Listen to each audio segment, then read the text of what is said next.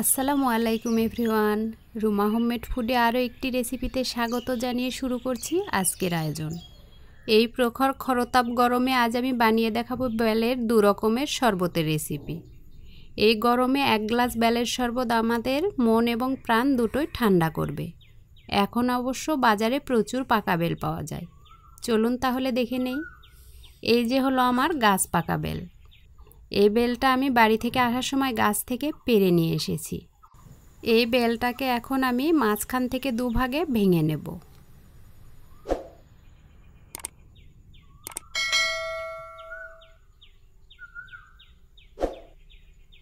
দেখুন, বেলটা দেখেই বোঝা যাচ্ছে কতটা সুন্দরভাবে পেকেছে।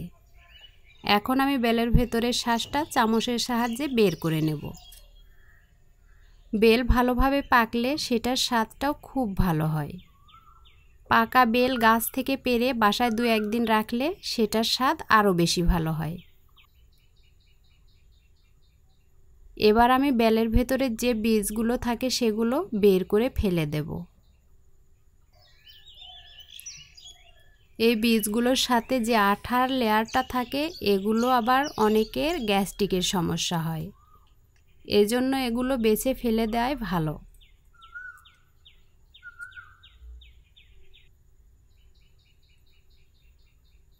এই দেখুন, আমি সবগুলো বীজ বেছে ফেলে দিয়েছি।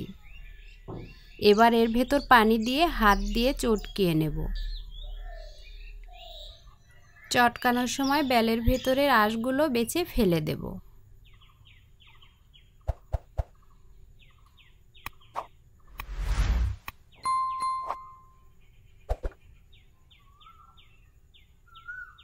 তারপর ভালোভাবে চটকানো হলে ছাঁকনির সাহায্যে ছেঁকে নেব। এভাবে ছেঁকে নিলে রসটা স্মুথ হবে। আঁশগুলো ছাঁকনিতে আটকে গেলে একটি চামচের সাহায্যে এভাবে নেড়ে দেব।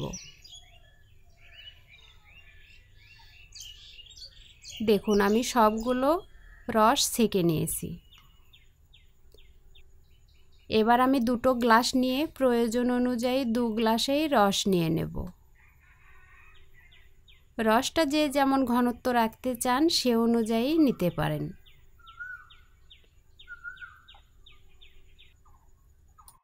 যারা কখনো এভাবে বেলের শরবত বানিয়ে খাননি তারা একবার হলেও এভাবে বানিয়ে খেয়ে দেখুন, আশা করি মন্দ লাগবে না। ভিডিওটি ভালো লাগলে লাইক, কমেন্ট এবং শেয়ার করতে ভুলবেন না। এবার আমি জাল করে নেওয়া দুধ গ্লাসে ঢেলে দেব। এই দুধটা আমি জাল করে ফ্রিজে রেখে ঠান্ডা করে নিয়েছি। এবার যে যেমন মিষ্টি খান সে অনুযায়ী চিনি অ্যাড করবেন। আমি এখানে 1 গ্লাসে 2 চামচ করে চিনি দিয়েছি।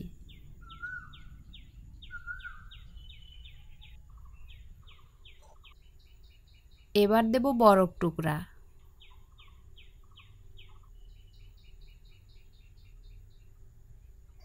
এখন এই গ্লাসে মেশাবো ঠান্ডা পানি। তারপর চামচ দিয়ে নেড়ে নেব। আপনারা এভাবে বরফ অ্যাড না করে নর্মাল স্বাভাবিক পানি দিয়ে শরবতটি বানিয়ে ফ্রিজে রেখে ঠান্ডা করে পরবর্তীতে খেতে পারবেন।